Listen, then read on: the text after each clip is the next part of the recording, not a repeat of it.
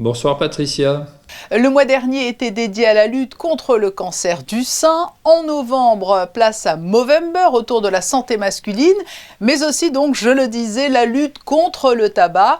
Toutes ces campagnes de sensibilisation, elles représentent la clé de voûte en matière de santé publique. Elles sont essentielles. Oui Patricia, je crois vraiment que c'est un outil essentiel dans les politiques de santé publique. Un certain nombre de pathologies sont responsables malheureusement de victimes extrêmement nombreuses dans des champs de la santé très différents.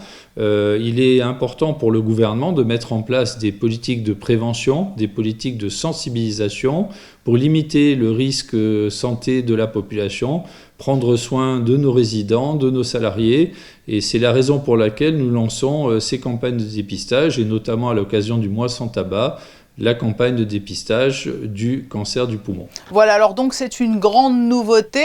Monaco, pays modèle, c'est une première. Cette campagne de dépistage du cancer du poumon, en quoi va-t-elle consister ?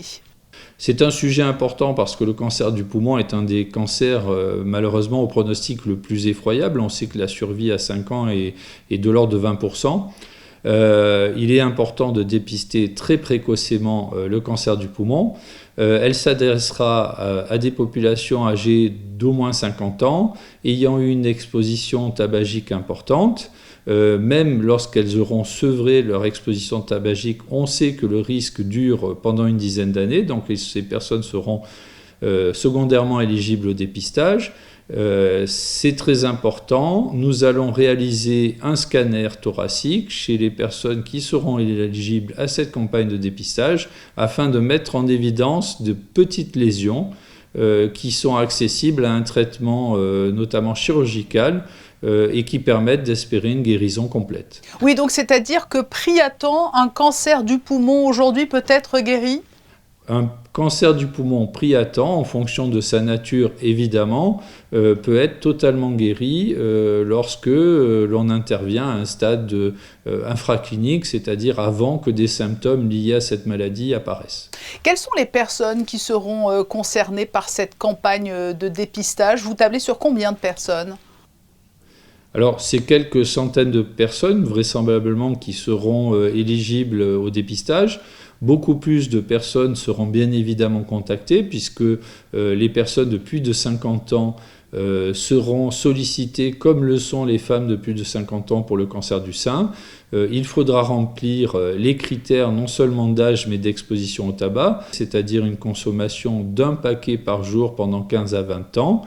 À ce moment-là, on pourra proposer à ces personnes, si elles le souhaitent, la réalisation de ce scanner, qui est un scanner qui expose à un faible rayonnement et qui permettra de mettre en évidence des lésions de moins de 1 cm, donc un stade très précoce de la maladie.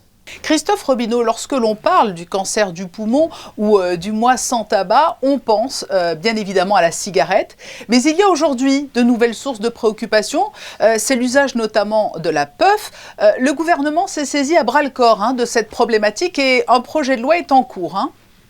Alors un projet de loi a été déposé, pas aussi rapidement que je l'aurais souhaité, et vous avez pu assister au débat avec le Conseil national qui ont eux-mêmes déposé une proposition de loi espérant faire accélérer la dynamique. Il faut savoir que rien n'est plus rapide qu'un projet de loi, puisque c'est un texte qui, une fois qu'il est voté, rentre en application, alors que la proposition de loi doit passer par tout le processus législatif constitutionnel, et on sait très bien que celui-ci peut aller jusqu'à 18 mois. Donc j'avais annoncé un projet de loi pour interdire la puff, pour élargir également les dispositions concernant l'usage du tabac en principauté, ainsi que les produits à base de tabac contenant de la nicotine ou les produits connexes. C'est ce que nous avons fait.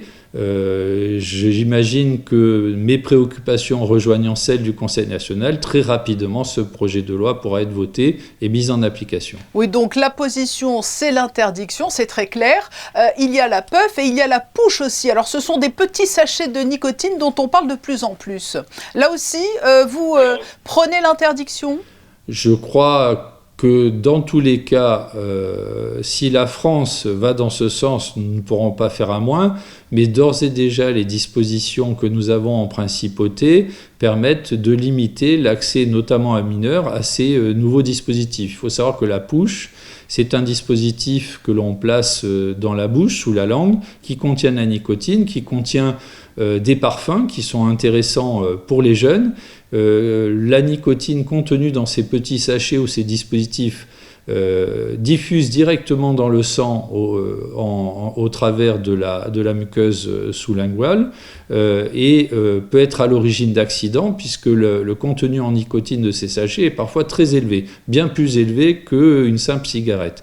Et donc pour des non-fumeurs et notamment pour des jeunes, ça va non seulement avoir des effets immédiats sous la forme de problèmes de santé, de malaise, de différents symptômes, mais ça va en plus entraîner une dépendance à la nicotine qui, à terme, conduira éventuellement les jeunes à se tourner vers la cigarette. Donc c'est quelque chose qu'il faut effectivement bannir des bureaux de tabac et qui devrait être interdit également en principauté.